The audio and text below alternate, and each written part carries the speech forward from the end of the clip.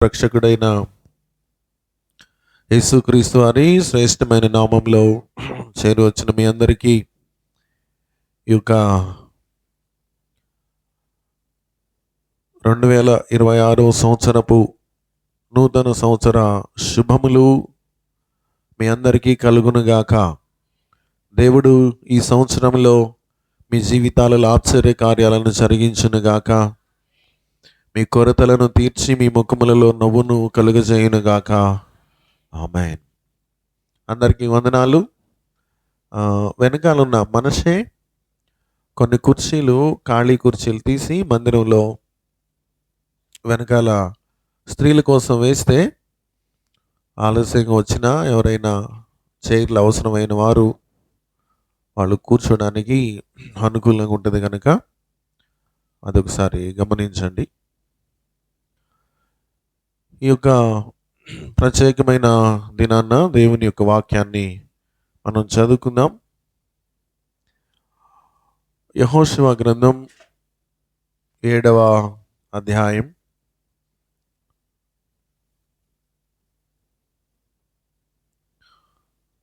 26వ వచనాన్ని మనం చదువుదాం.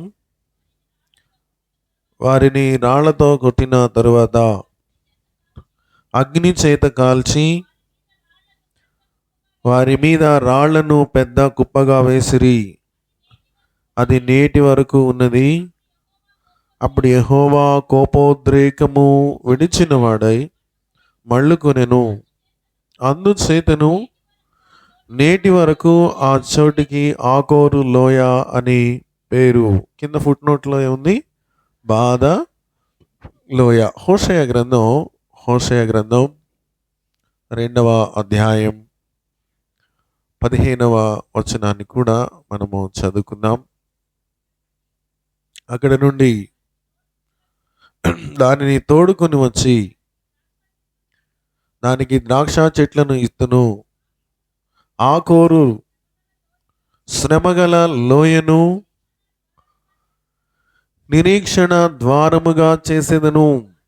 బాల్యమున ఐగుప్తు దేశంలో నుండి అది వచ్చినప్పుడు నా మాట వినున్నట్లు. 746 పేజ్ నెంబర్. హోషేయ గ్రంథం ఎక్కడ ఉంటుందంటే దానియేలు గ్రంథం తర్వాత ఉంటుంది.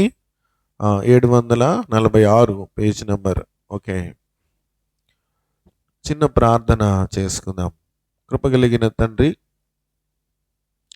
దయగలిగిన యేసుక్రీస్తు ప్రభా, మీ పాదాలకు వందనాలు, స్తుతులు, స్తోత్రాలు చెల్లిస్తూ ఉన్నాం. మీరు మా జీవితాలలో మరొక నూతన సంవత్సరాన్ని ఇచ్చినందుకు వందనాలు. ఈ యొక్క నూతన సంవత్సరంలో ప్రభా మీ కార్యాలను నూతనపరచండి. మేమందరము ఆత్మ సంబంధమైన, శరీర సంబంధమైన మేలులను, ఉపకారాలను అనుభవించినట్లుగా మీరే మాకు సహాయము చేయమని క్రీస్తు పరిశుద్ధ నామంలో ప్రార్థన చేస్తూ ఉన్నాం. ప్రతి ఆటంకములు యేసు నామంలో బంధించబడునుగాక. అపవాది క్రియలన్నీ కూడా బంధించండి నాయన. మీరు సహాయం చేయమని, నీ వాత్సల్యతని చూపించమని, నిష్ప్రయోజకుడను, అపవిత్రుడను, అయోగ్యుడను, ఏ మంచి లేని వాడనైన నన్ను మీ పరిశుద్ధ పుణ్య రక్తము చేత కడిగి పవిత్రపరచి, అయ్యా మొదటగా నాతో నీ బిడ్డలతో మాట్లాడమని యేసు నామమున ప్రార్థన చేసి వేడుకొనుచున్నాము తండ్రి. ఆమేన్, ఆమేన్. ప్రియులారా, మనం నూతన సంవత్సరంలో అడుగు పెట్టాం. నూతన సంవత్సరంలో క్రొత్త జీవితము, క్రొత్త సంవత్సరంలో మనము నూతనమైన మేలులు, ఉపకారాలు దైనందిన మానవ జీవితంలో మనకు ఉండాలని ఆశపడతాం. అయితే క్రొత్త సంవత్సరం పాత జీవితంతో ఉండడానికి కాదు. క్రొత్త సంవత్సరం పాత జీవితంతో ఉండడానికి కాదు. ఇప్పుడు 2015 ప్రారంభంలో సహజంగా యేసుని ఎరిగిన వారు ఎలా ఉంటారంటే ప్రార్థనతో, తీర్మానాలతో ప్రారంభిస్తారు. ప్రార్థనతో, తీర్మానాలతో, కొత్త కొత్త తీర్మానాలు తీసుకుని ప్రార్థనతో, క్రొత్త తీర్మానాలతో ప్రారంభించి సంతృప్తితో, స్తుతితో ముగిస్తారు. స్తుతిస్తారు ప్రభుని. ప్రభా, ఈ 2015లో మీరు పలానా కార్యం చేశారు, 2025లో పలానా కార్యం చేశారు, నేను ఇది అడిగాను, ఇది అడిగాను, ఇది అడిగాను, మీరు వాటన్నిటినీ చేశారు, అందును బట్టి మీకు వందనాలు, స్తుతులు అని దేవునిని స్తుతిస్తూ 31వ తారీఖు రోజున స్తుతులను చెల్లిస్తారు. ఇప్పుడు నువ్వు స్తుతులను చెల్లించడానికి నీ దగ్గర ఏమి లేదనుకోండి, అంటే నువ్వు గెలిచినట్ట, ఓడిపోయినట్ట? చెప్పండి. ఆ సంవత్సరంలో నువ్వు కొన్ని కావాలనుకున్నావు, కొన్ని అడిగావు దేవుణ్ణి, ఇవి జరగాలి, అవి జరగాలి, ఇవి కావాలి అని దేవుణ్ణి నువ్వు అడిగావు. కానీ అవేవి కూడా నీ జీవితంలో జరగకపోతే, అవేవి కూడా నీ జీవితంలో మేలుకరముగా అవి ఉండకపోతే నీవు ఓడిపోయినట్టే ఖచ్చితంగా. సర్వసాధారణంగా చాలామంది క్రొత్త సంవత్సరాన్ని జ్ఞానేంద్రియాలతో చూస్తారు. జ్ఞానేంద్రియాలు ఏమేమి ఉన్నాయి మనకి? కళ్ళు, నోరు, ముక్కు, చెవులు, శరీరం. ఇవి పంచేంద్రియాలు అంటారు, జ్ఞానేంద్రియాలు. ఈ జ్ఞానేంద్రియాలతో చూస్తారు. అంటే శరీరానికేమో కొత్త బట్టలు కావాలి, కొత్త కొత్త రంగులు. కళ్ళకి నాకు ఈ రంగు లేదు, ఈ రంగు బట్టలు అయితే బాగుంటుంది, ఇవి అవి అని కొత్త బట్టలు, కొత్త రంగులు. నోటికి క్రొత్త వంటలు, అంటే కొబ్బరి అన్నం, కోడికూర, లేకపోతే ఇంకా మీకు ఏమి ఇష్టమో దానిని ఆ రోజు తినాలని. ముక్కుకి మంచి వాసన కావాలి, ఆ తర్వాత చెవులకి మంచి సంగీతం కావాలి,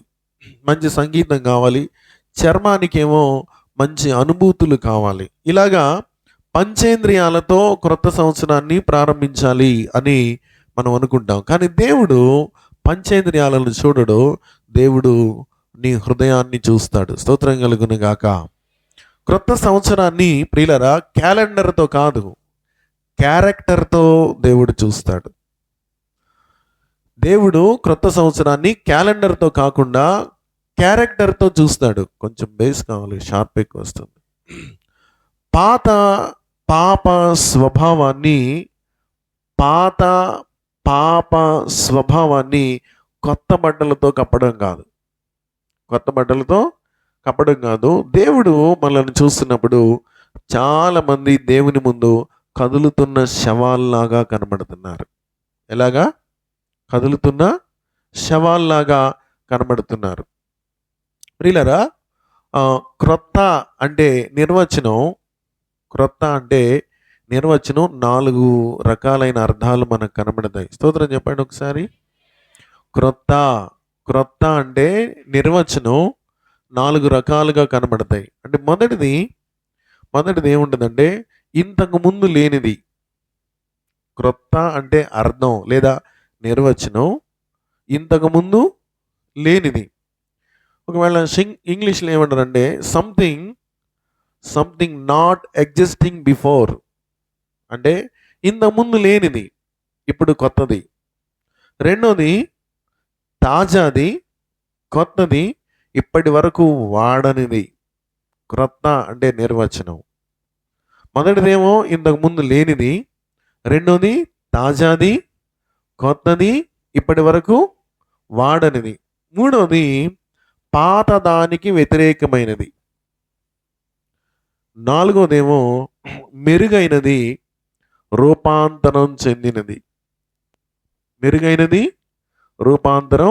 చెందినది. క్రొత్త జీవితము, మనము క్రొత్త సంవత్సరంలో దేవునిని ఎరిగిన వారిగా, దేవునిని సహవాసం చేస్తూ ఉన్న వారిగా, దేవునితో మనము కలిసి నడుస్తున్న వారిగా మన జీవితంలో ఏ విధమైనటువంటి విధి విధానాలలో మనం కొనసాగుతూ ఉన్నాము అనేది మనం ఖచ్చితంగా ఆలోచన చేయాల్సిన అవసరత ఎంతైనా ఉంది.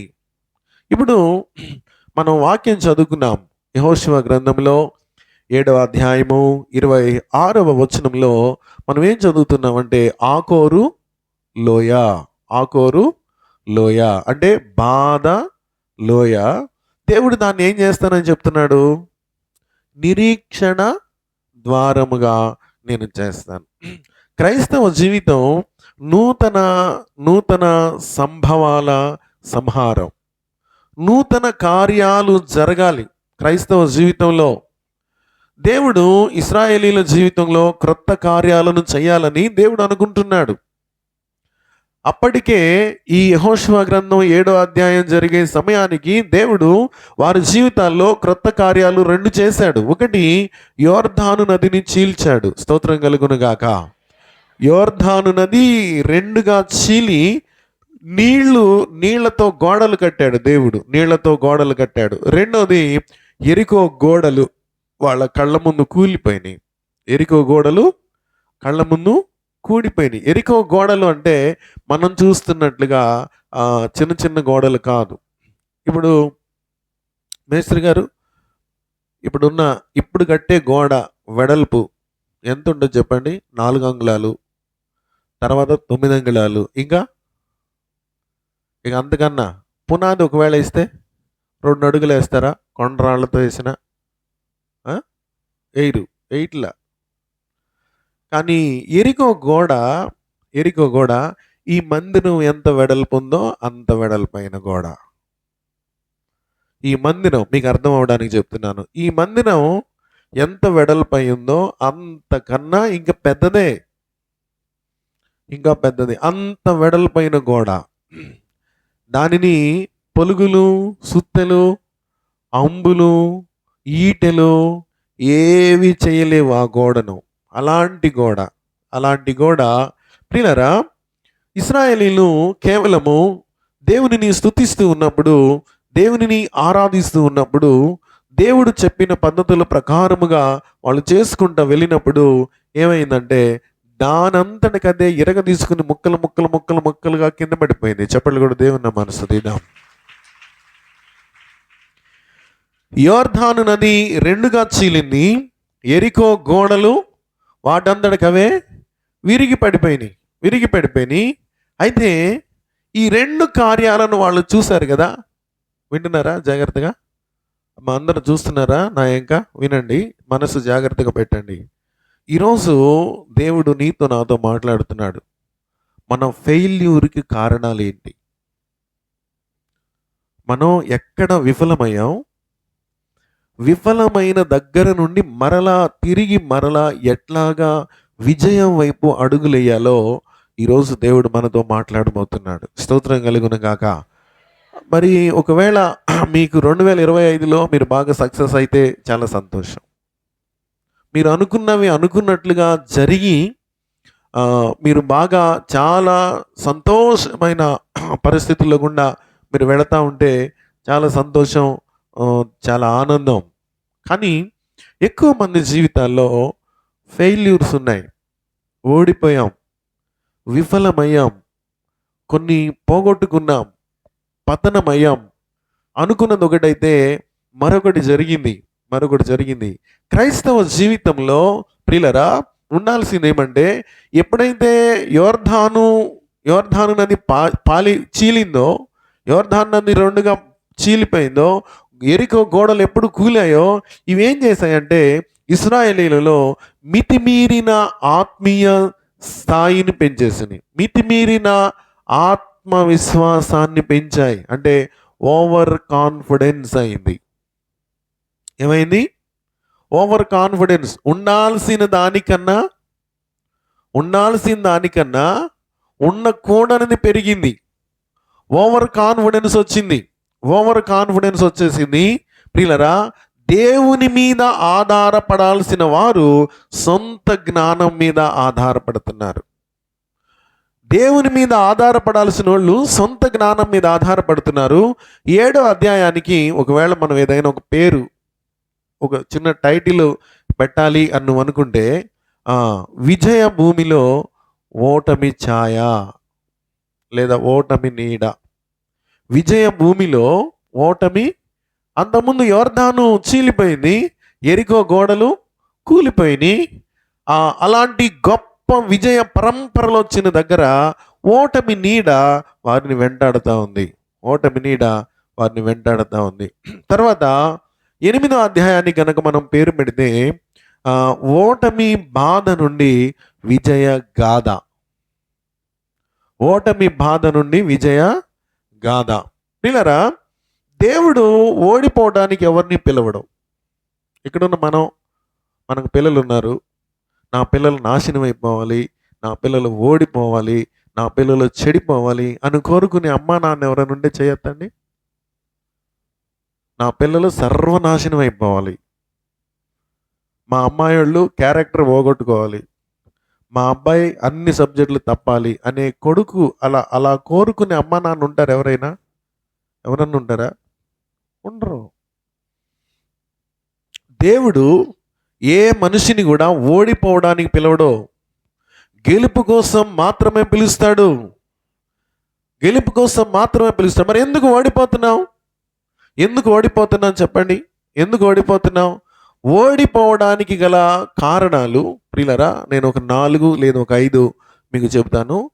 గెలవడానికి కారణాలు ఒక 7 మీ ముందుకు తీసుకుని వస్తాను. ఓడిపోవడానికి కారణాలు ఒక 4, గెలవడానికి సూత్రాలు ఒక 7 మనం దేవుని లేఖనాల్లో నుంచి మనం పరిశీలనగా చూద్దాం. మనం భూమి మీద ఉన్న రోజుల్లో, మన బ్రతుకులో, మనం బ్రతికున్న కాలంలో ప్రియులరా, జయ జీవితాన్ని కలిగి మనం భూమి మీద బ్రతకాలి. స్తోత్రం కలుగును గాక. హల్లెలూయా. ఇశ్రాయేలీలు వాళ్ళు చూసిన ఆశ్చర్య కార్యాలను బట్టి వాళ్ళు ఏమనుకున్నారంటే సొంత తెలివితేటలను వాళ్ళు ఓడడానికి, సొంత తెలివితేటలను వాళ్ళు ఉపయోగించడానికి వాళ్ళు ప్రయత్నం చేశారు. ఓడిపోవడానికి కారణం మొట్టమొదటిది ఏంటంటే ఆత్మీయ విషయంలో ఓడిపోతున్నాం. మొదటిది చెప్పండి, ఆత్మీయ విషయంలో ఓడిపోతున్నాం. ఆత్మీయ విషయంలో ఓడిపోతున్నాం అనే దానిలో ఒక 4 పాయింట్లు ఉన్నాయి. ఎక్కడెక్కడ ఓడిపోతాం ఆత్మీయ విషయంలో అంటే పరిశుద్ధతలో ఓడిపోతున్నాం. ఆత్మీయ విషయంలో ఎక్కడెక్కడ ఓడిపోతాం? పరిశుద్ధత విషయంలో ఓడిపోతాం. రెండోది వాక్య ధ్యానం చేయడంలో ఓడిపోతాం. మూడోది వ్యక్తిగత ప్రార్థన విషయంలో ఓడిపోతాం. నాలుగోది ఆత్మల సంపాదన విషయంలో ఓడిపోతాం. చూసారా? పరిశుద్ధత. ఈ మొబైల్ ఫోన్ వచ్చిన తర్వాత చాలామంది జీవితాలు నాశనం అయిపోయినాయి. ప్రార్థనకి వెళ్ళే వాళ్ళ సంగతే, బయట వాళ్ళ సంగతి మనకు అవసరం లేదు. పరిశుద్ధంగా ఉండాలనుకుంటారు. మొబైల్లోనో, ల్యాప్టాప్లోనో, ట్యాబ్లోనో ఏవేవో వీడియోలు, ఏవేవో చూస్తున్నారు. వాక్య ధ్యానం చేద్దాం అనుకుంటున్నారు. వాక్య ధ్యానం చేద్దాం అనుకుని ప్రియులరా, బైబిల్ ఇలా తీస్తారు, ఫోన్ ఇట్లా పట్టుకుంటారు. బైబిల్ ఇలాగే ఉంటుంది. 1 గంట, 2, 3, 4, 5 వెళ్ళిపోతానే ఉంటుంది. తర్వాత ప్రార్థన చేద్దాం అనుకుంటారు. ప్రార్థన ఈ మొబైల్ ఫోన్ ఇదొక్కటే చూసి ప్రార్థన చేద్దాం అనుకుంటారు. నీవు ప్రార్థన చేయకుండా మొబైల్ నిన్ను పాడు చేస్తూ ఉంది. ఇక ఆత్మల సంపాదన అంటే ఒక సంవత్సరంలో ఒక్కొక్క వ్యక్తి కనీసం 2 ప్రభు దగ్గరకు తేవాలి, ప్రభుని ఎరిగిన వాళ్ళు. మరి నువ్వు ఎంతమంది నడిపిస్తున్నావు? మొదటిది ఆత్మ విషయంలో ఓడిపోవడం. రెండోది భావోద్రేకాలలో ఓడిపోవడం. భావోద్రేకాలు అంటే ఆత్మ ఫలములో ఒక మాట ఉంటుంది కదా, ఆశ నిగ్రహం లేదు. కోపంలో ఓడిపోవడం. భావోద్రేకం అంటే ఫీలింగ్స్ అన్నమాట. కోపంలో ఓడిపోతాం, అసూయలో ఓడిపోతాం, కామోద్రేకంలో ఓడిపోతాం. నాలుగోది భయము లేదా నిరాశ. 4 రకాలుగా ఓడిపోతున్నాం. భావోద్రేకాల్లో, ఫీలింగ్స్లో 4 రకాలుగా ఓడిపోతాం. కోపం గెలవలేకపోతున్నాం, అసూయ గెలవలేకపోతున్నాం, కామోద్రేకం లైంగిక పరమైనటువంటి కోరికల విషయంలో, నెక్స్ట్ భయము నిరాశ నిన్ను ఓడిపోయేటట్లుగా చేస్తూ ఉంది. మొదటిది ఆత్మీయ విషయంలో, 2 భావోద్రేకాల విషయంలో, 3వది కుటుంబ పరంగా బైబిల్ ధ్యానం. మందిరంలో బైబిల్ స్టడీ ఉంటుంది.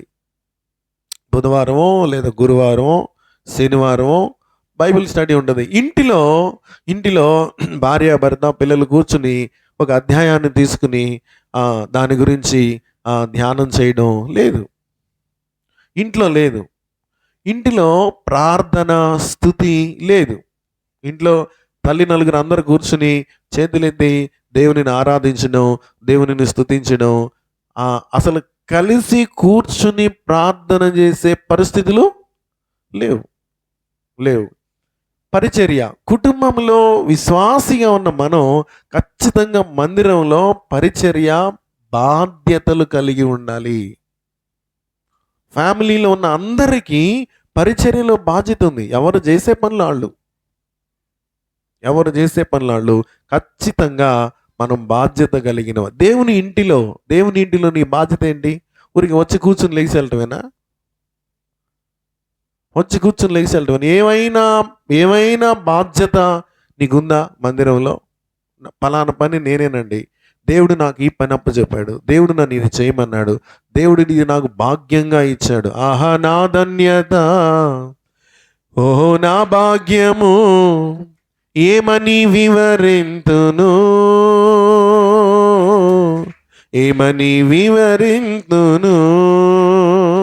ఆహా నా ధన్యత, ఓహో నా భాగ్యము, ఏమని వివరింతును.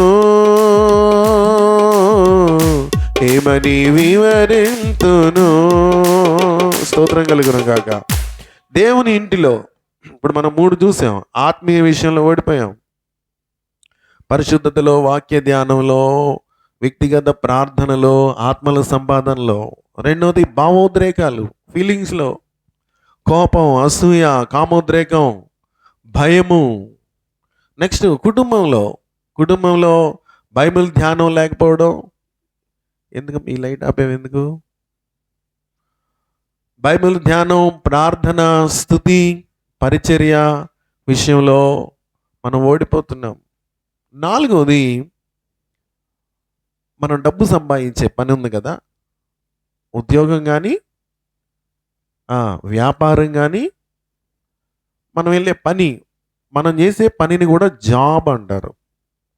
కోత కోసినా, నాట్లు వేసినా, ఏం చేసినా.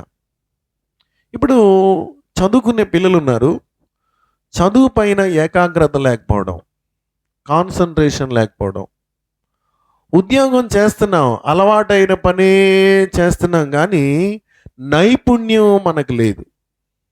ఏం లేదు చెప్పండి? నైపుణ్యం లేదు.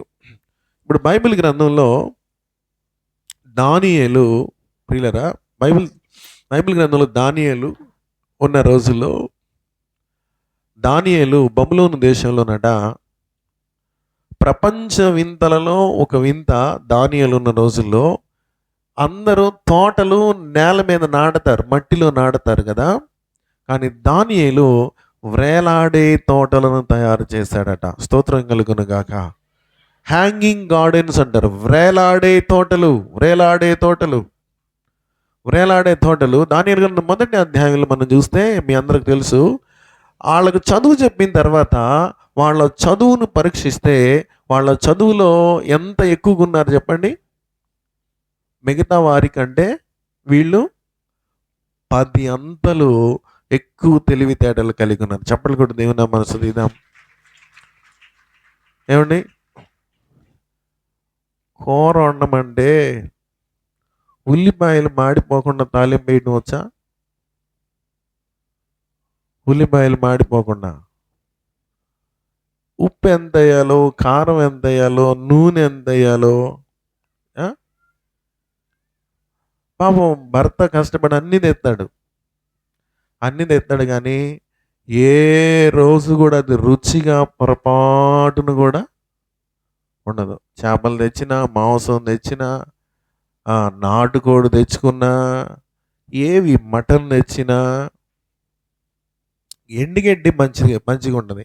ఎండుగడ్డిని చిన్న చిన్నగా ముక్కలు కట్ చేసి దాని మీద కొంచెం కారం, ఉప్పు చల్లుకుని తింటే బాగుంటుందేమో. నువ్వు వండే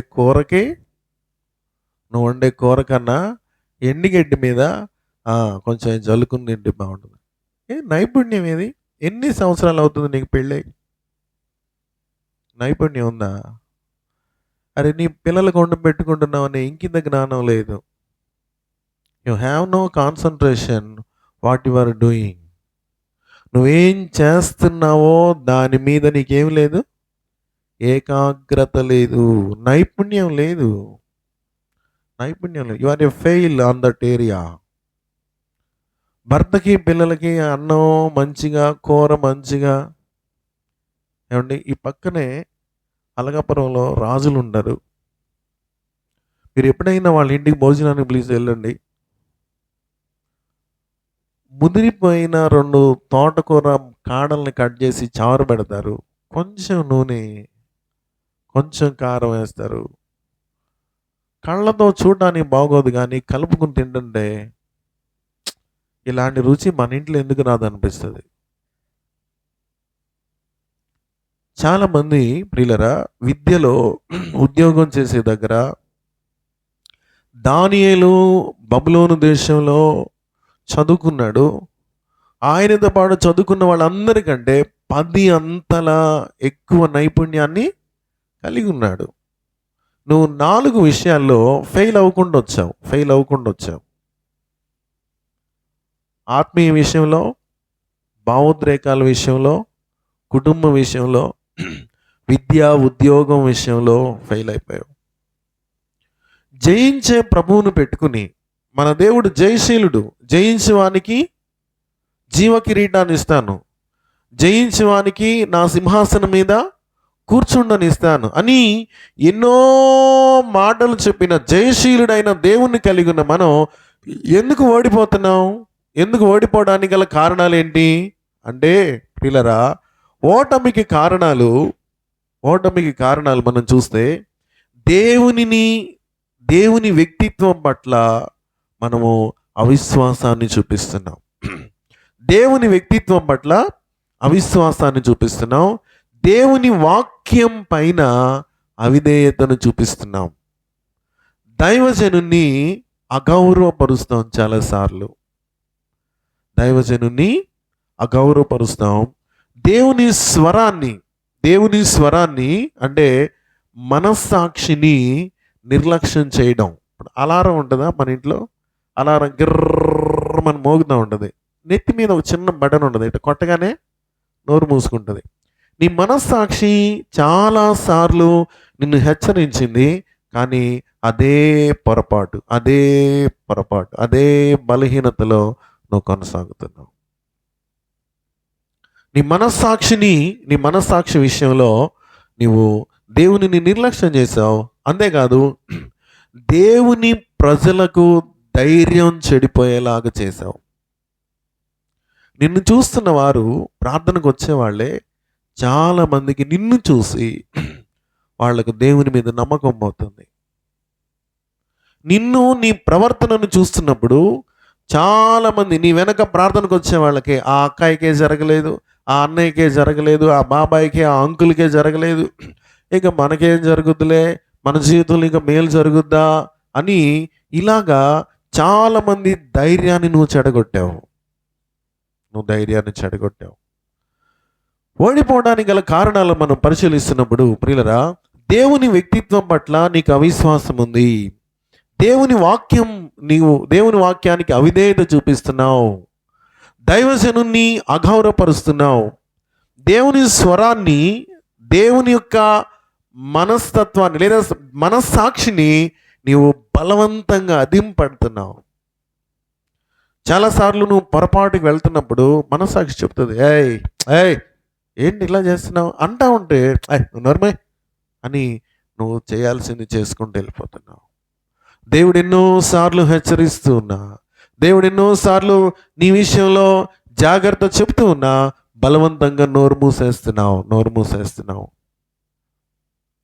వీళ్ళు చేసిన పని 7వ అధ్యాయంలో, యెహోషువ గ్రంథం 7వ అధ్యాయంలో 3వ వచనాన్ని మనం ఒకసారి చూసినప్పుడు మనం ఏం చూస్తామంటే, హాయి పురమును వేగు చూచి యెహోషువ యొద్దకు తిరిగి వచ్చి జనులందరినీ వెళ్ళనీయకము, 2-3 వేల మంది వెళ్ళి హాయిని పట్టుకొనవచ్చును, జనులందరూ ప్రయాసపడి అక్కడికి వెళ్ళనేలా, హాయి వారు కొద్దివారే ఉన్నారు.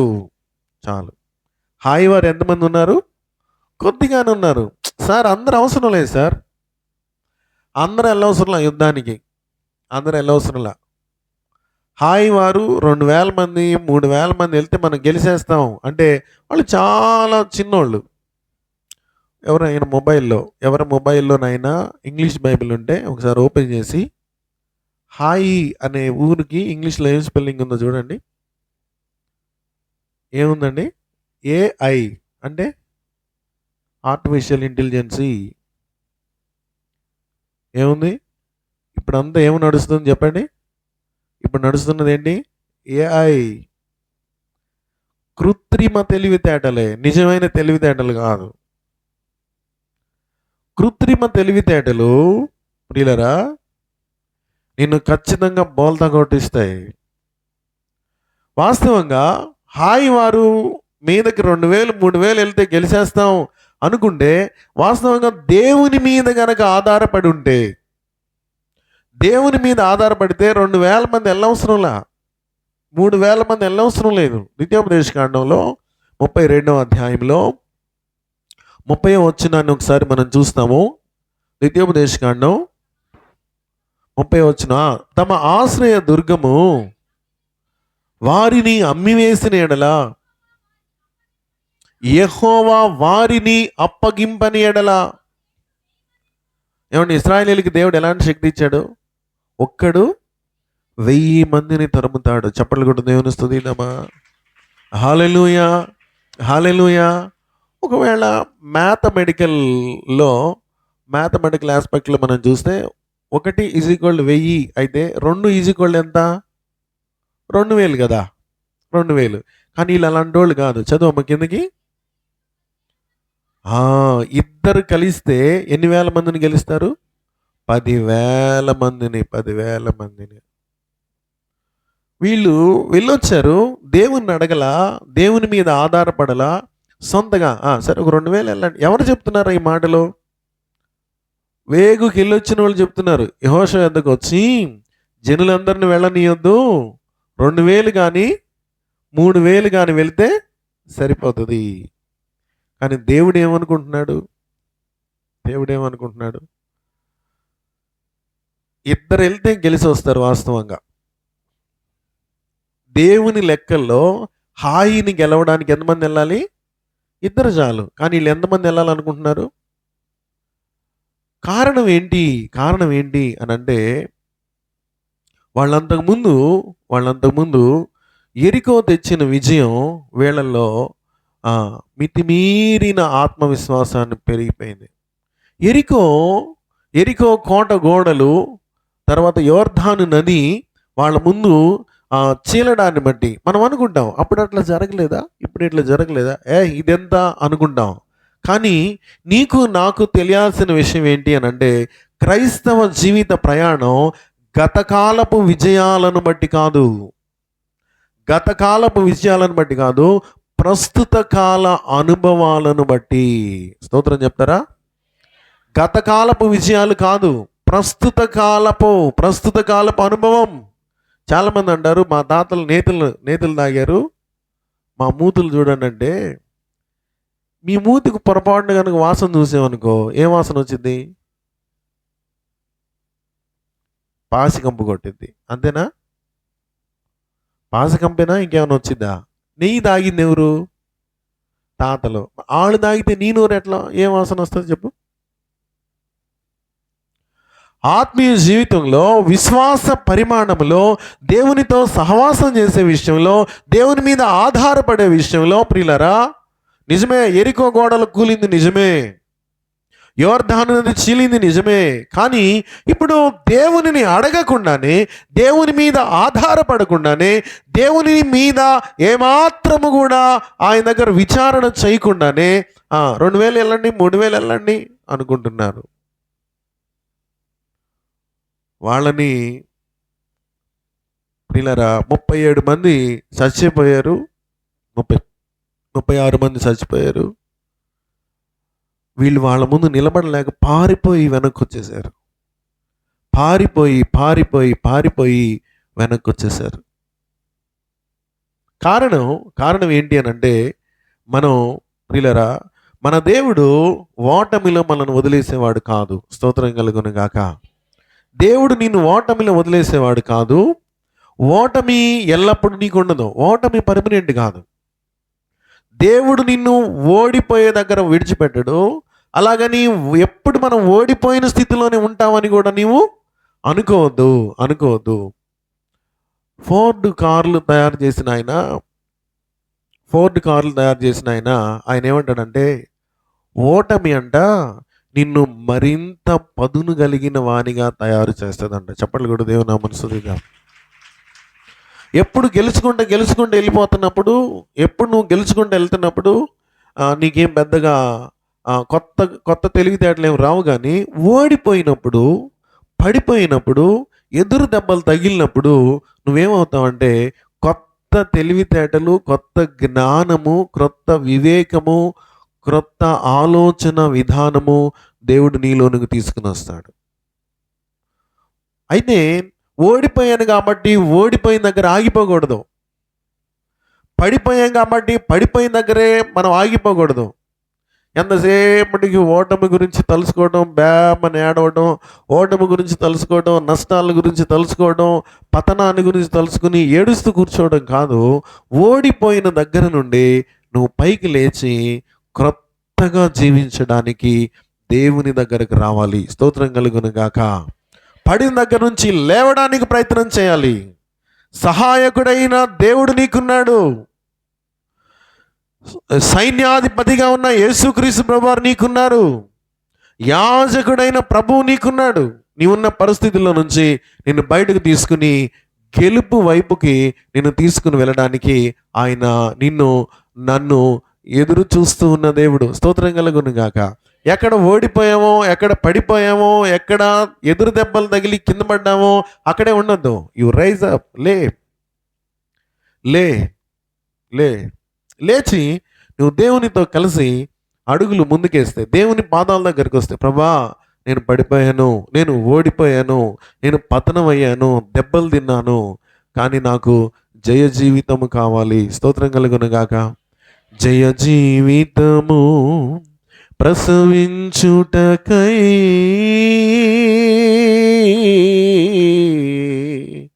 వేదనతో నిలిచి ఉన్న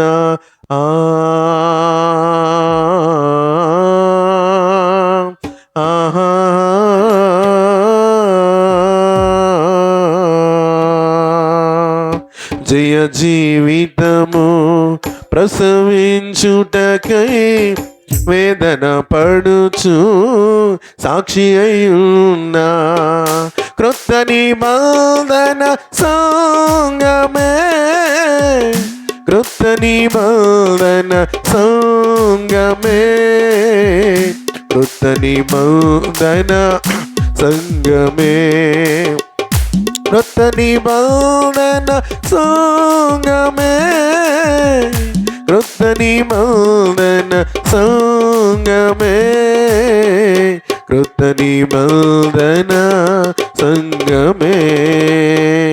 సూర్యుని చప్పట్లు కొడదాం. చంద్రుని మీద నిలచి ఆకాశములో కనిపించే ఈమె ఎవరు?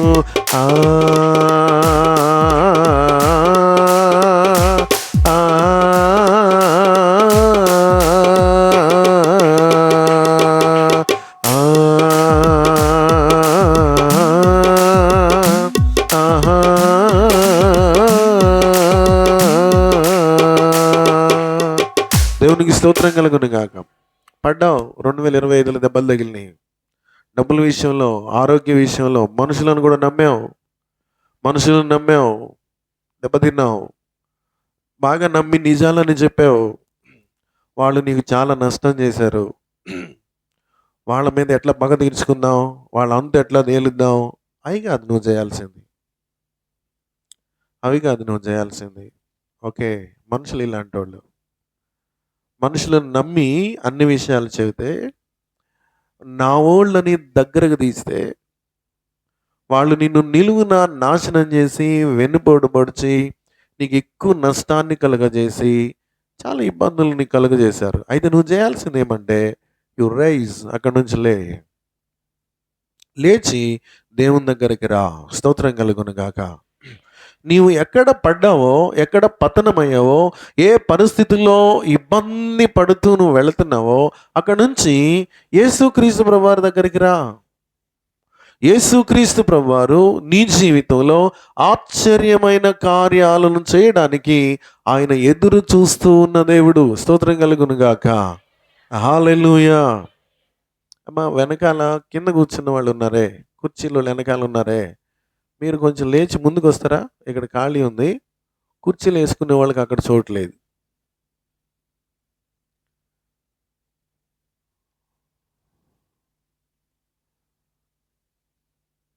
నిత్యము కదలని తెలుగులో చెప్పాను నేను. అక్కడ నుంచి లెగిసి వస్తే బాగుంటుంది మర్యాదగా. నిత్యము కదలని సియోను కొండపై,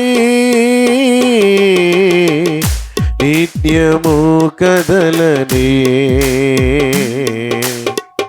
సియోను కొండపై, యేసై రూపా లేమ్మా, రాజలక్ష్మి లేకవండి, అక్కడ లేకవండి, లేచి ముందుకు రండి. నా ఎదురుగా ఉన్న కుర్చీలు వెనకాల ఎవరు కింద కూర్చోవద్దు, లేచి రండి. చూ చూ చూ పరవశించి పాడేదా యేసయ్యా నీదు ముఖము చూచు పరవశించి పాడేదా.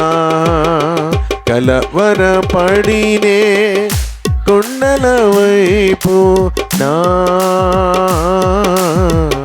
కన్నులెత్తుదురా,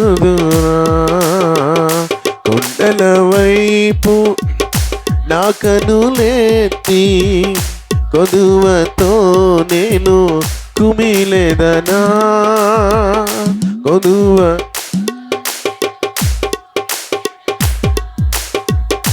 నీవు నాకుండగా, నీవే నాండగా, నీవు నా చప్పట్లు కొడదాం, వచ్చిన పాట పాడదాం. నీవే నీవే నా ఆత్మదాహము తీర్చిన, వెంబడిల్చిన బండవో, నీవే నా ఆత్మదాహము తీర్చిన, వెంబడిల్చిన బండవో. యేసయ్యా నా యేసయ్యా, యేసయ్యా నా యేసయ్యా, యేసయ్యా గ్లోరీ, యేసయ్యా యేసయ్యా నా యేసయ్యా. ఆరాధనా స్తుతి ఆరాధనా, ఆరాధనా స్తుతి ఆరాధనా, ఆరాధనా స్తుతి ఆరాధనా, ఆరాధనా స్తుతి ఆరాధనా. స్తోత్రం కలుగును గాక. మనం ఆత్మీయ విషయంలో ఓడిపోతున్నాం, భావోద్రేకాల విషయంలో ఓడిపోతున్నాం, కుటుంబ పరంగా ఓడిపోయాం, పనిచేసే దగ్గర ఓడిపోయాం. ప్రియులరా, జయించే ప్రభువు ఉన్నా కూడా ఓడిపోయాం. దేవుడు ఇప్పుడు గెలవడానికి సూత్రాలు ఒక 7 మన వాక్యం లోపల నుంచి మనం పరిశీలన చేద్దాం. యెహోషువ గ్రంథం 7వ అధ్యాయంలో 6వ వచనం దగ్గర నుంచి 15వ వచనం దాకా ఉన్న భాగాన్ని మనం చూస్తే ప్రియులరా, ఆ ఆ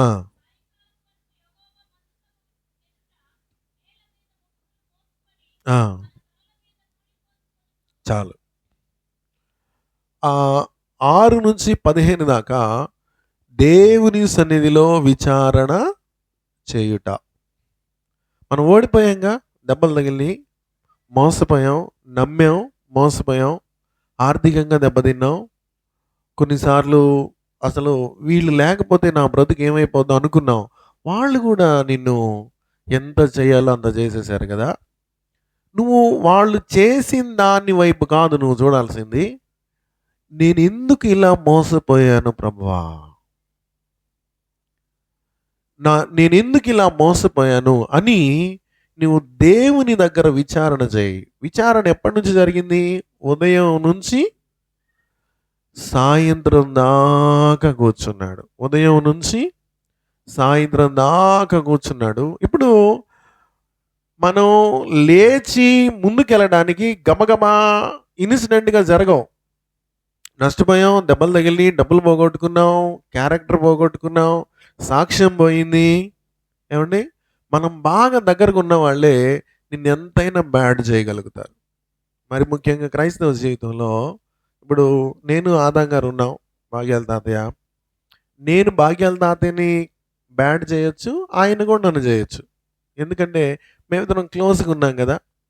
ఇప్పుడు నేను తాతయ్య గురించి ఆయన మంచోడు కాదండి అని నేను చెప్పాననుకో నమ్ముతారు.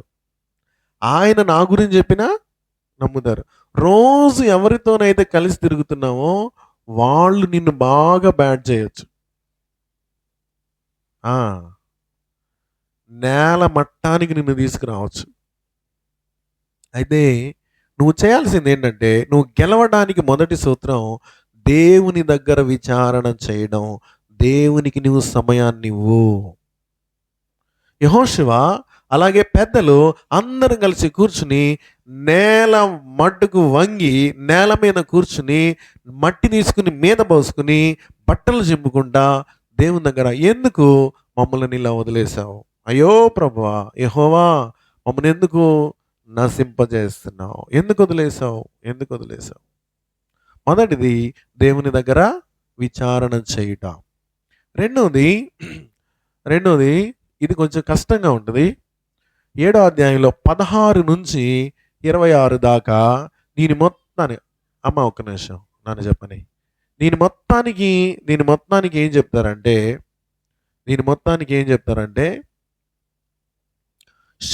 దేవుని శత్రువుతో కఠినంగా వ్యవహరించుట. మొదటిది దేవుని సన్నిధిలో విచారణ చేయుట. రెండోది, ఇప్పుడు ఇతను ఎవరికి శత్రువు? ఆకాను దేవునికి శత్రువు. స్తోత్రం చెప్పండి ఒకసారి.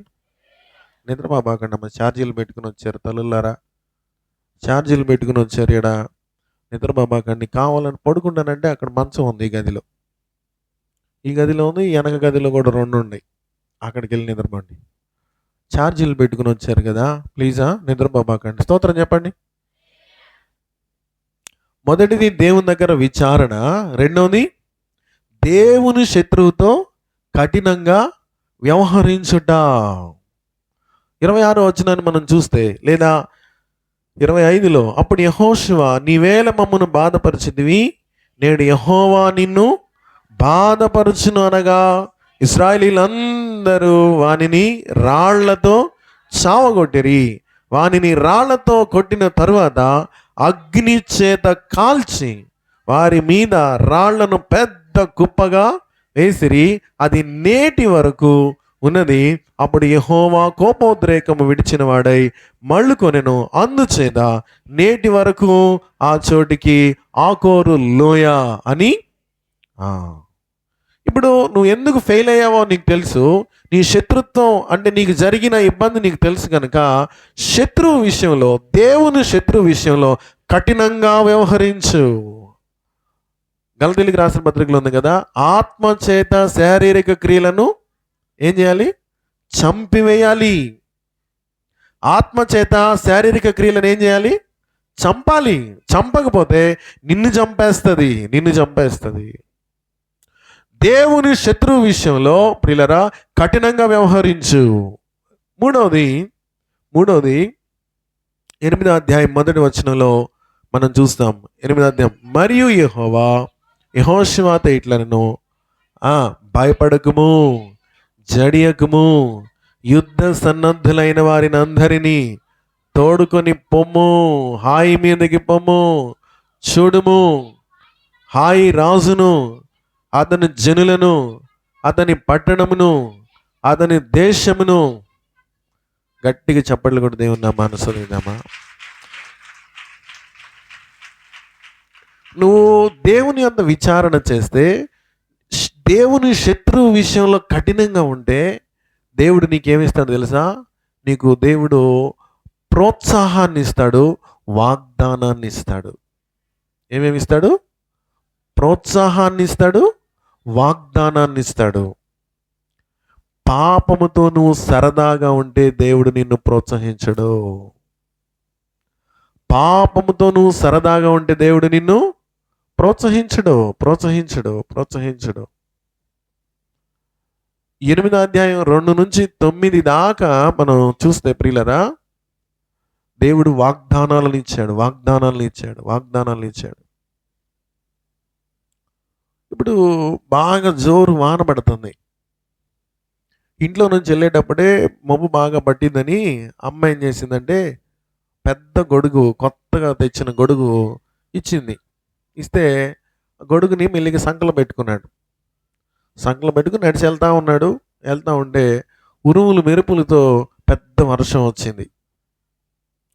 వెళ్ళాడు, ఏదో కొనమంటే కొనుక్కుని తిరిగి వస్తున్నాడు. తిరిగి వచ్చేటప్పుడు ముద్దగా తడిసిపోయి తిరిగి వచ్చాడు. ఇంటికి వచ్చినాక సరుకులు అమ్మ చేతికి ఇచ్చాడు. వాళ్ళ అమ్మ చూసింది, అంత తడిసిపోయినమ్మా అన్నాడు. సంకలం ఏముంది? ఏమని వాళ్ళమ్మ, ఓరు నా బంగారు కొండో, ఎంత మంచోడివిరా, అసలు నీలాంటి కొడుకు నాకు పుట్టడం నేను ఏ జన్మలో చేసుకున్న పుణ్యంరా అంటదా? ఎట్లాంటి తిట్లు తిట్టి చెప్పండి, ఎట్లాంటి తిట్లు తిట్టుదండి? సంకలో గొడుగు పెట్టుకుని ముద్దగా తడిసిపోయేవాడిని ఏమనాలి చెప్పండి? ఎప్పుడైతే ఎంక్వైరీ చేశాడో, శత్రువు విషయంలో ఎప్పుడైతే కఠినంగా ఉన్నాడో, దేవుడు వాగ్దానాలు ఇస్తున్నాడు. భయపడొద్దు.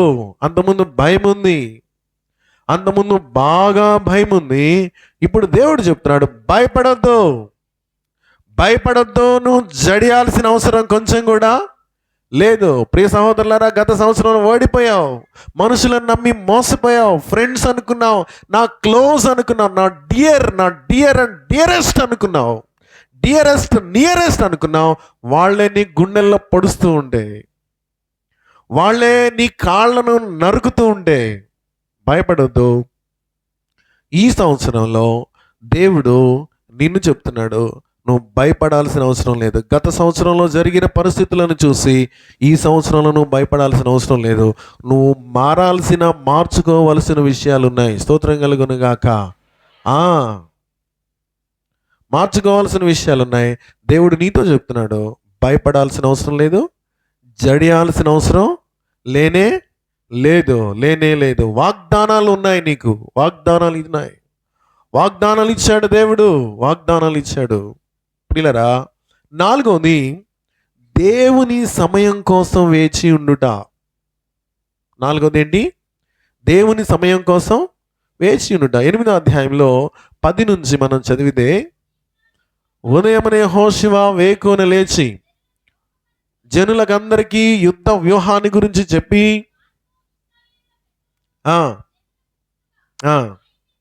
పోయిరి,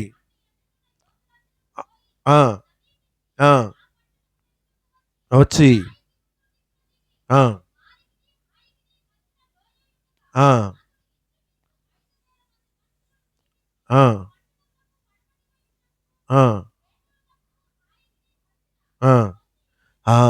ఏమున్నారు?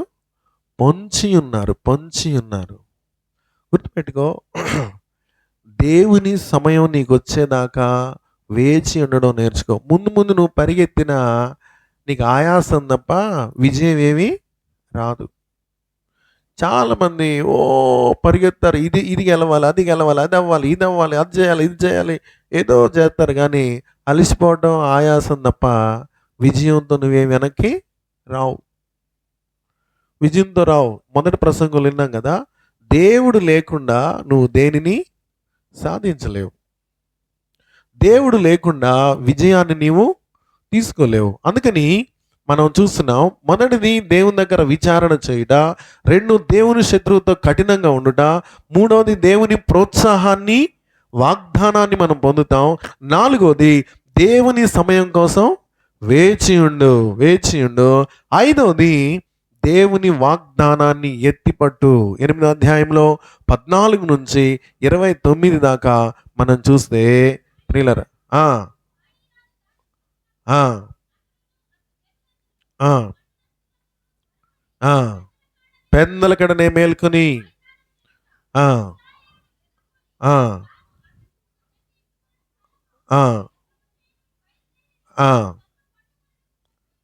ఆ ఆ తెలుసుకోనలేదు. స్తోత్రం కలుగును గాక.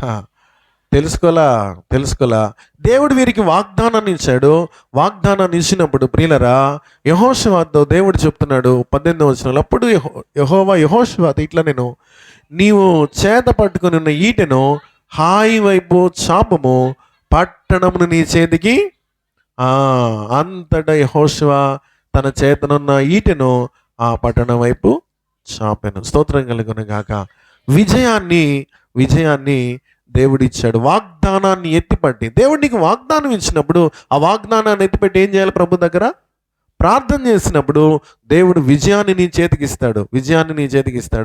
విజయం నీకు రాగానే నువ్వు చేయాల్సింది ఏంటంటే దేవునికి స్తుతులు చెల్లించుట. 2 చేతులకు స్తోత్రం చెల్లిద్దామా? హల్లెలూయా. దేవుడు నీకు చేసిన దానికి ఏం చేయాలి? మనం స్తుతియాగం చేయాలి. స్తుతియాగం 30వ వచనాన్ని మనం చూస్తే, మోషే ధర్మశాస్త్ర గ్రంథంలో రాయబడిన ప్రకారము యెహోవా సేవకుడైన మోషే ఇశ్రాయేలీయులకు ఆజ్ఞాపించినట్లు, యెహోషువ ఇశ్రాయేలీయుల దేవుడైన యెహోవా నామమున బలిపీఠమును ఇనుప పనిముట్లు తగిలింపని కారు రాళ్లతో ఏబాలు కొండ మీద కట్టించెను. దాని మీద వారు యెహోవాకు దహన బలులను, సమాధాన బలులను. స్తోత్రం కలుగును గాక. విజయం వచ్చేసింది. దేవునికి వాళ్ళు స్తుతియాగం చేస్తున్నాం. మన జీవితంలో ప్రార్థన చేయడమే తక్కువ, ఆ ప్రార్థనలో స్తుతి మరీ తక్కువ. స్తుతి దేనికి చేయాలి? గతంలో ఏదో అడిగాం, దేవుడు దాన్ని ఇచ్చాడు, దానికి ఏం చెప్పాలి? స్తుతులు చెప్పాలి. మనం స్తుతులు ఎప్పుడు చెబుతామంటే, నిలబడండి, చేతుల పైకి ఎత్తండి, ఆరాధనలో దానికి స్తోత్రం చెప్పండి, దీనికి స్తోత్రం చెప్పండి అంటే అప్పుడు చెబుతాం. ఏఐ కదా మనమంతా ఎవరివి? రోబోలం అన్నమాట. మనకేం బుర్ర ఉండదు. కమాండ్ చెబితేనే ఏదైనా కదా. స్తుతులు చెల్లిస్తున్నావా? దేవుని దగ్గర ఎన్ని విజ్ఞాపనలు చేశావు, దేవుడు నీకు ఎన్ని మేలులు చేశాడు, దేవునికి స్తుతులు చెల్లిస్తున్నామా? చాలామంది, అయ్యా దేవుడు మేలు చేశాడని స్తుతి కూటం పెట్టుకుంటాం, కొంచెం పలహారం పెడతాం, మీకు భోజనం పెడతాం, అయిపోయిందా స్తుతికి అందరితో? ప్రార్థన కూర్చున్న ప్రతిసారి దేవుడు చేసిన మేలులను ఎత్తి దేవునికి కృతజ్ఞతాస్తుతులు చెల్లించాలి. చెల్లించకుండా మనం ప్రార్థన పెట్టుకున్నానండి, స్తుతికుండం పెట్టుకున్నాను, అయిపోయిందండి. కాదు. అనుక్షణం నీ హృదయంలో, గుండె నిండా దేవునికి కృతజ్ఞతాస్తుతులు చెల్లించాలి. ఏడవది 32 నుంచి 35 దాకా ఏమంటే,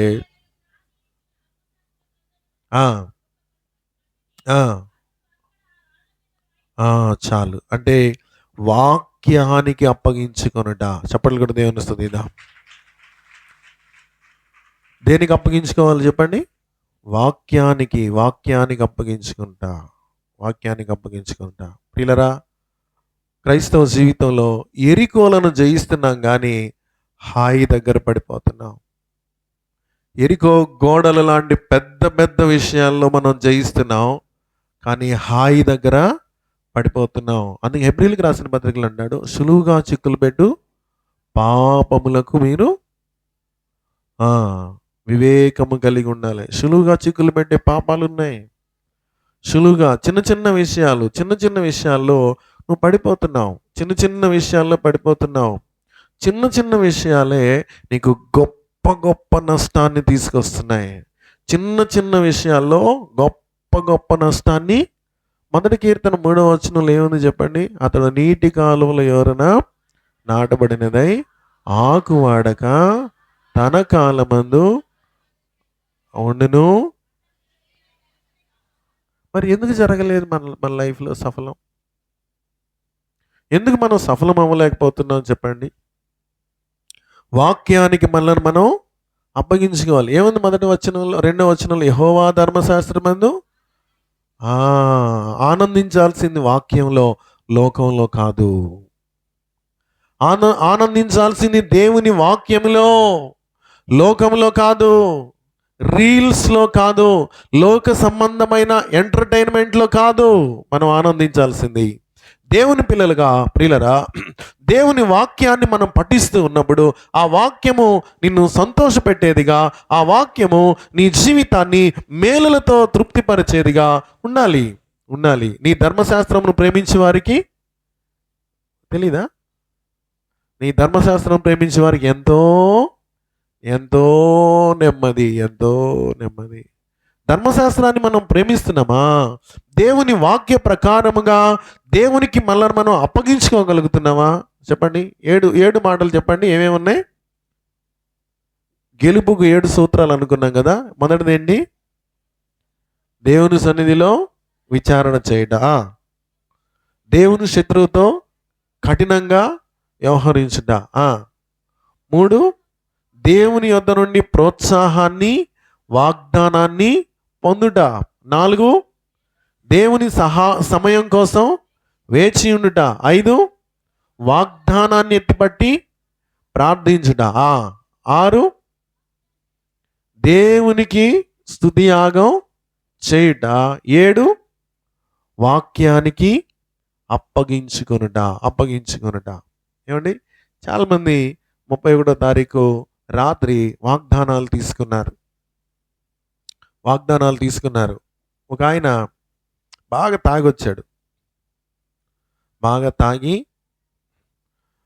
31వ తారీఖు రాత్రి ఏమనుకున్నాడు? ఇక మళ్ళీ నేను కొత్త సంవత్సరంలో తాగను కాబట్టి ఈ 12 గంటల లోపే తాగి నేను చర్చికి వెళ్ళాలనుకుని బాగా తాగి తూలుకుంటూ వచ్చాడు. అందులోకి పాస్టర్ గారు వాగ్దానాలు తీసుకుందాం అన్నాడు. అందరితో పాటు ఆయన కూడా లైన్లో వచ్చి చేయి పెట్టాడు. ఒక కాగితం ఆయన చేతికి తగిలింది, తీసుకున్నాడు, కళ్ళు మూసుకున్నాడు. ఇది నెరవేరాలి ప్రభా అనుకున్నాడు. ఆయన దాన్ని చదివితే, నీ నోటిని బాగుగా తెరువము, నేను దానిని నింపేదను. అంటే ఇప్పుడు ఆయనకి ఏమి నింపుతాడు దేవుడు? చెప్పండి, ఏమి నింపుతాడు? ఆయనకి జరుగుద్దా? ఇంకొక ఆయన వచ్చాడు, బాగా దొంగతనాలు చేస్తాడు ఆయన కూడా ఉన్నాడు లైన్లో. ఆయన వచ్చాడు. ఆయన సమయం వచ్చేసరికి ఆయన కూడా ఒక కార్డు తీసుకున్నాడు. దేవుడు నాకేం వాగ్దానం ఇస్తాడో అని చదివితే, నీ రాకపోకల యందు నేను నిన్ను, యెహోవా నీకు తోడుగా, నువ్వు దొంగతనానికి వెళ్ళేటప్పుడు, దొంగిలించిన దాన్ని తెచ్చుకునేటప్పుడు ఎవరు కాపాడతారు? దేవుడే నన్ను కాపాడితే ఇక నాకు దొంగతనంలో ఇక నన్ను పట్టుకునే పోలీసే లేడు, సీసీ కెమెరా నన్ను పట్టుకోలేదు. ఇవి నెరవేరుతాయా? నో. వాగ్దానం నెరవేరాలంటే దేవుని శత్రువుని నువ్వేం చేయాలి? చంపాలి. దేవుని శత్రువుని నువ్వు చంపాలి. ప్రతి వాగ్దానము షరతులతో కూడి ఉంటుంది.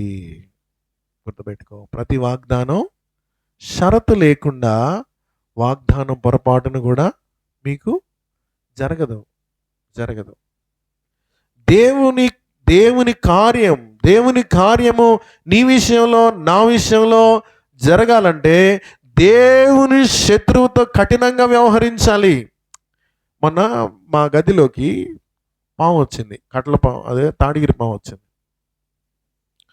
మా పక్కన కిటికీ తీసి ఉంది, మా వంటగది కిటికీ. మరి అది ఎటువైపు నుంచి వచ్చిందో వచ్చి వంటగదిలోకి వచ్చి, వంటగదిలో నుంచి నా మంచం కిందకు వస్తుంది. నేను అప్పుడే స్నానం చేసి బాత్రూమ్ నుంచి బయటకు వస్తాను సరికి అది మెల్లికి పాక్కుండా వస్తుంది. పాము దగ్గరికి వచ్చి, అమ్మా బుజ్జిగా లోపలికి ఎందుకు వచ్చావురా, బయటికి వెళ్ళమ్మా, అమ్మమ్మ కదా బయటికి వెళ్ళమ్మా అంటారా? పోనీ అంటే వెళ్ళిద్దా? చెప్పండి, వెళ్ళిద్దా? వెళ్ళదు. ఒకవేళ తాసుపాము అయితే బస్సమని పైకి లెగుస్తుంది కదా, ఇట్లా లెగిసి నీ కళ్ళల్లోకి చూస్తా ఎటు అది గమనిస్తూ ఉండదు, ఎక్కడ నుంచి ఎగిరి నీ మీద దాడి చేయాలని. మా అమ్మ కదా, బంగారు తల్లి కదా, కొండ కదా, వెళ్ళమ్మా. అవుద్దా? నీవు గనక బతివులాడుతూ ఉంటే అది నిన్ను కాటేసి చంపుద్ది. దేవుని శత్రువైన పాపాన్ని, దేవుని శత్రువైన శరీర క్రియలను నువ్వు చంపకపోతే దేవుని యొద్ద నుంచి వాగ్దానం నీ చేతికి రాదు. ఒకవేళ నువ్వు కార్డు ఏదైనా తీసుకుంటే తీసుకో, కానీ అది పొరపాటును కూడా నీ బ్రతుకులో నెరవేర్పు జరగదు. గుర్తుపెట్టుకో. దేవుని శత్రువు విషయంలో నువ్వు చాలా కఠినంగా వ్యవహరించాలి. దేవుని దగ్గర ఎంక్వైరీ చేయి. గతంలో దెబ్బతిన్నావు, నష్టపోయావు, లక్షలు దెబ్బతిన్నావు, నష్టపోయావు, మనుషులను నమ్మావు, ఒకవేళ షూరిటీ సంతకాలు పెట్టావు, తమ్ముడే, చిన్నాన్నే, పెదనాన్నే, మామయ్యే, బావే, ఆత్మీయులే, నీలారా నువ్వు బాగా నమ్మావు, ఎంతో మేలు చేశావు, అయినా వాళ్ళు నీ పట్ల బహు క్రూరంగా వ్యవహరించారు. No problem. పిల్లరా, దేవుని దగ్గరికి రా, విచారణకు కూర్చో. దేవుడు నీతో మాట్లాడతాడు. స్తోత్రం కలుగును గాక. ఆయన నీతో మాట్లాడతాడు. ప్రాబ్లం నీకు చెబుతాడు. ఆ ప్రాబ్లంని కఠినంగా నువ్వు వ్యవహరించు. ఏం తీసేయమంటే దాన్ని తీసేయి, దేన్ని వదిలేయమంటే దాన్ని వదిలేయి, దేన్ని వద్దంటే దాన్ని పర్మనెంట్గా నీ దగ్గర నుండి తీసేయి. దేవుడు నీకు ఎంకరేజ్మెంట్, ఆయన నీకు వాగ్దానాన్ని ఇస్తాడు. 8వ అధ్యాయం మొదట్లో, యెహోషువా భయపడకము జడియకము. ప్రియ సహోదరి సహోదరుడా, ఈ 2026 నీకు జయ జీవితంతో కూడిన సంవత్సరముగా ప్రభు మార్చునుగాక. గతంలో చూడని క్రొత్త కార్యాలను దేవుడి ఈ సంవత్సరంలో నీకు జరిగించునుగాక. నీకున్న ప్రతి కొరత, ప్రతి నింద, ప్రతి అవమానము దేవుడు తొలగించి నీ ముఖంలో నవ్వును కలుగ చేయునుగాక. నీ నిధులను నింపునుగాక. నీ అకౌంట్స్ని సమృద్ధితో దేవుడు నింపునుగాక. శ్రేష్టమైన ఆత్మీయ జీవితమును ప్రభువు నీకు అనుగ్రహించునుగాక. దేవునితో విడదీయరాని బంధంలోనికి ప్రభు నిన్ను తీసుకుని వచ్చునుగాక. లేచి నిలబెడదాం, ప్రార్థన చేద్దాం ప్రభు పాదాల దగ్గర. అవును ప్రభా, దెబ్బలు తగిలిని, నష్టపోయాను, మోసపోయాను, నా అలవాట్లు నన్ను అవమానపరిచాయి, నా వ్యసనాలు నాకున్న పరువుని, నా మర్యాదను తీసేశాయి. ప్రభా, నన్ను జ్ఞాపకం చేసుకో. నేను ఓడిపోయాను ప్రభా, నేను మోసపోయాను ప్రభా, నేను ఇబ్బందికరమైన పరిస్థితుల్లోకి వెళ్ళిపోయాను ప్రభా. ఇదిగో ఈ సంవత్సరం మొదటి నెలలో మీరు నాతో మాట్లాడుతున్నారు. ఈ మొదటి నెలలో నాతో మాట్లాడుతున్నారు. గెలవడానికి 7 సూత్రాలను మీరు నాకు చెప్తున్నారు ప్రభా. నేను మీ దగ్గర సమయాన్ని గడుపుతాను ప్రభా. మీ దగ్గర సమయాన్ని గడుపుతాను. నా ఓటమిలో, నా ఇబ్బందికరమైన పరిస్థితుల మధ్యలో ప్లీజ్ నోరు తెరిసాం. ప్రియులరా, దేవుడు నీకు సమృద్ధినిచ్చే దేవుడు, దేవుడు నీకు విజయాన్ని ఇచ్చే దేవుడు, దేవుడు నీ తలను పైకెత్తే దేవుడు. ప్లీజ్ అండి ప్రతి ఒక్కరు నోరు తెరిసాం. సహోదరి సహోదరులారా, ప్రభు నమ్మదగిన దేవుడు. ఆయన నిన్ను విడువని ఎడబాయని దేవుడు. ఆయన కృపను చూపించే దేవుడు.